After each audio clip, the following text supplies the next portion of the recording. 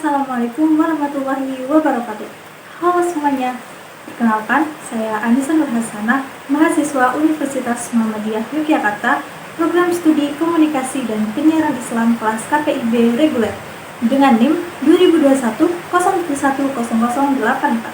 Di sini saya akan sedikit membahas materi tentang teori-teori komunikasi dan komunikasi kelompok dalam mata kuliah Psikologi Komunikasi Dakwah. Materi yang pertama adalah teori-teori komunikasi.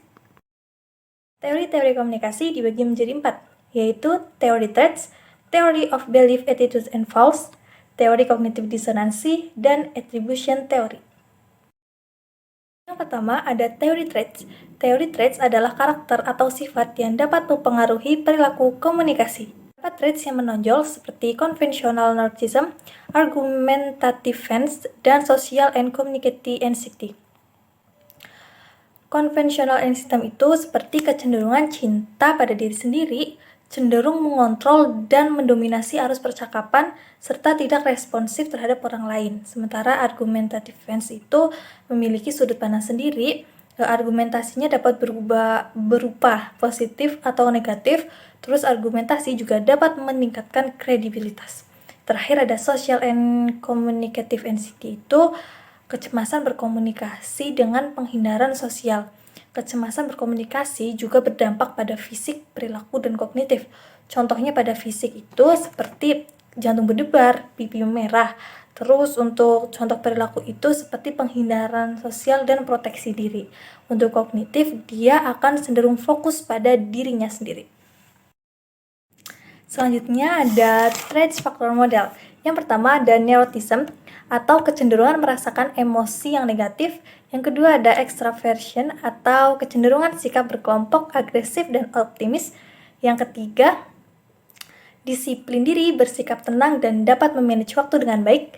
Yang keempat ada openness atau cenderung refleksi, imajinatif dan pemikir. Dan yang terakhir ada agreeableness atau simpati dan suka membantu orang lain.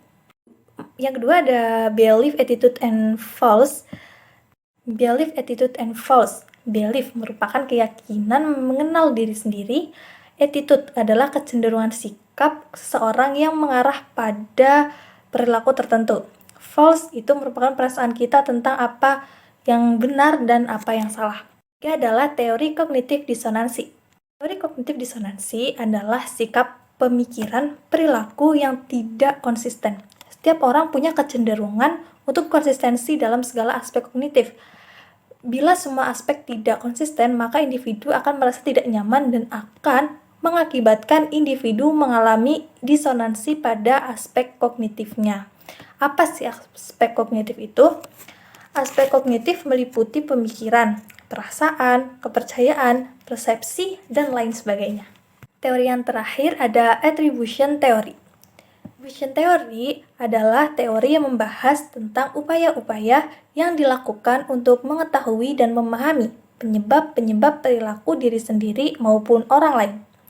Penyebabnya adalah faktor situasional atau pengaruh lingkungan. Terus ada efek personal, ada ability atau kemampuan melakukan sesuatu, effort atau upaya untuk melakukan sesuatu, belonging atau perasaan memiliki, dan yang terakhir obligation. Masuk materi yang kedua yaitu komunikasi kelompok. Pengertian kelompok. Kelompok adalah sekumpulan orang yang mempunyai tujuan, norma, nilai yang sama dengan secara tidak langsung dan teratur serta mereka saling berinteraksi.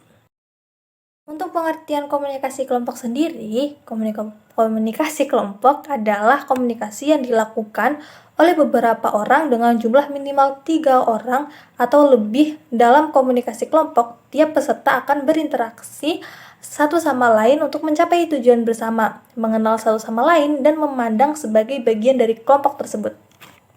Nah, sekarang adalah pembentukan kelompok.